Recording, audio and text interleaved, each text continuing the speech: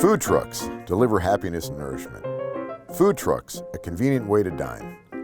Food trucks are mobile and portable and can come to a location near you. Even though the concept of food trucks seem relatively new and modern, their origins can be dated back as far as 1886, when a man named Charles Goodnight created the chuck wagon as a way to feed ranchers out on the Texas plains.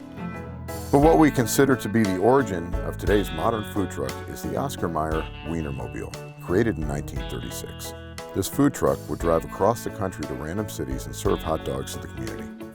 While variations of food trucks were popping up all across America, it wasn't until the Great Recession of the 2000s that the food truck would finally take a firm hold as a new modern and innovative way to dine.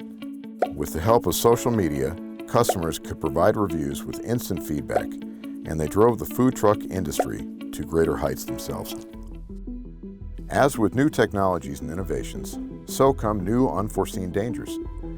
And with the ever-increasing number of food trucks on the road and at events, codes and standards would need to be developed to help regulate the safety aspects of mobile kitchens. In the National Fire Protection Association Book 1, the 2018 edition, food trucks were adopted into the code and now fall under the guidelines of Chapter 50, Commercial Kitchens.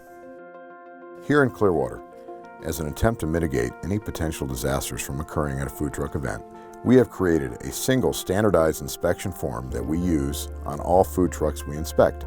We want to provide the highest level of safety for our customers and the food truck staff, so we strictly adhere to the Florida Fire Prevention Code, which has adopted NFPA 1 Chapter 50 as the codes and standards to which food trucks are to be inspected. But instead of trying to explain what each line item means, let's go watch an inspection for ourselves. And here's our inspector now. Hi, Paul.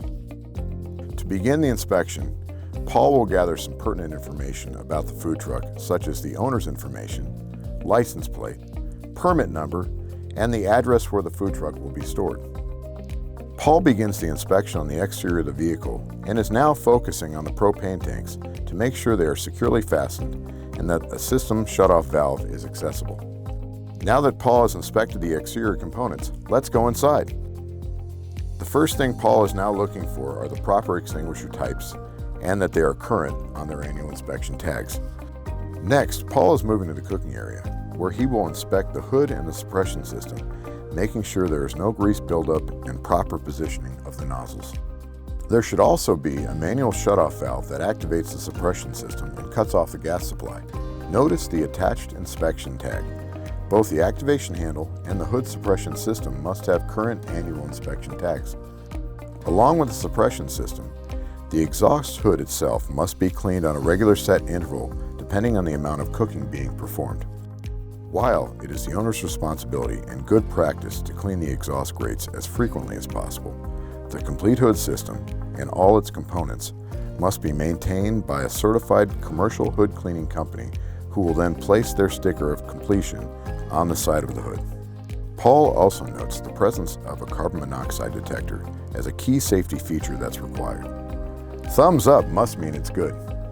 Another big component of the kitchen area we inspect is how the appliances are piped into the gas line.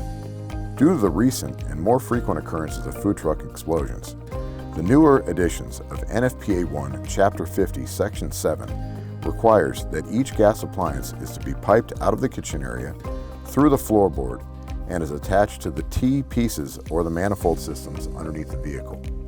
Here's a picture of an incorrect installation.